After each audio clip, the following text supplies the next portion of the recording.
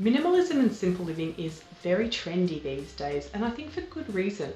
It's an alternative to the focus on growth, consumption, spending and productivity that is all too common in our modern society. Now, I haven't read Henry David Thoreau's book, Walden, but I have read a book about that book.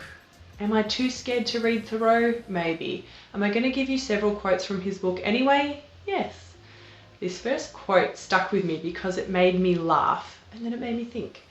In Walden, Thoreau writes about his time in the wilderness in a tiny cabin next to Walden Pond, thinking about life. Here is the quote. I had 3 pieces of limestone on my desk, but I was terrified to find that they required to be dusted daily, when the furniture of my mind was all undusted still, and threw them out the window in disgust. I find this quote so interesting. He found some cool pieces of rock, decided to keep them, and then realised he'd have to maintain them to dust them, so he got rid of them. Thoreau also said, a man is rich in proportion to the number of things he can afford to let alone.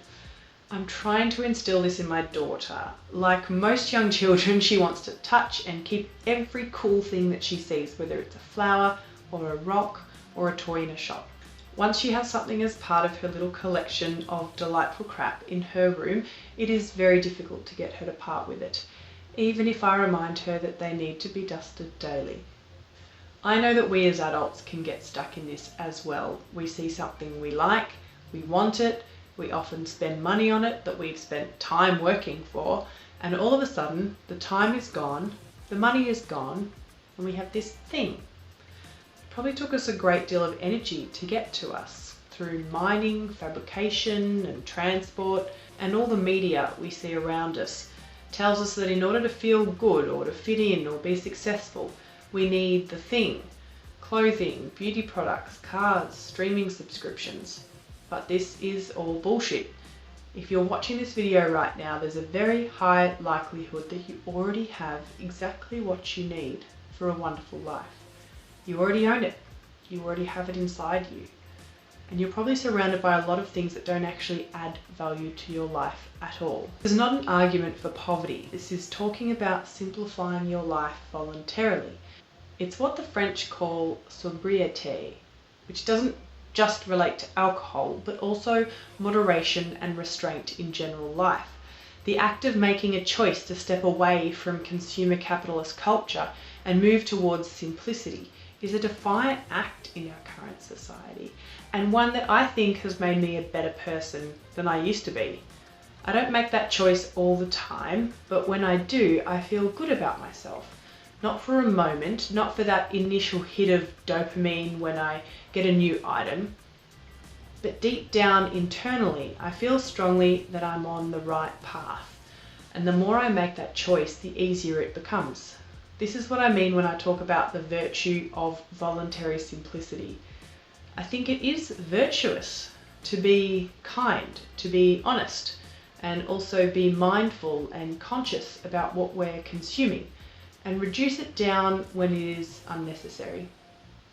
You can free yourself from the trappings of modern excess and find deeper meaning and fulfillment with these choices.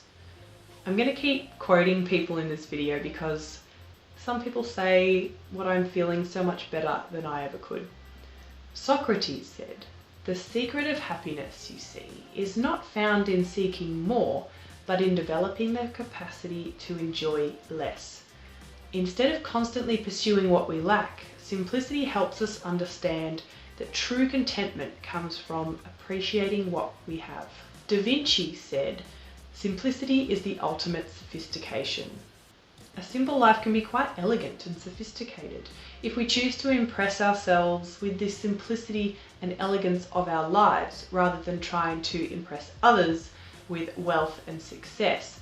We can have not only time and energy for the most important things in life, but also transform our inner lives.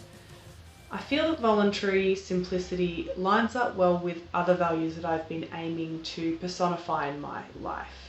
Having a vegan, mostly whole food diet, shopping with minimal waste, buying secondhand, and having hobbies and leisure activities that are low energy use like gardening, working out, jigsaw puzzles, are ways that I try to keep my life relatively simple and fulfilling.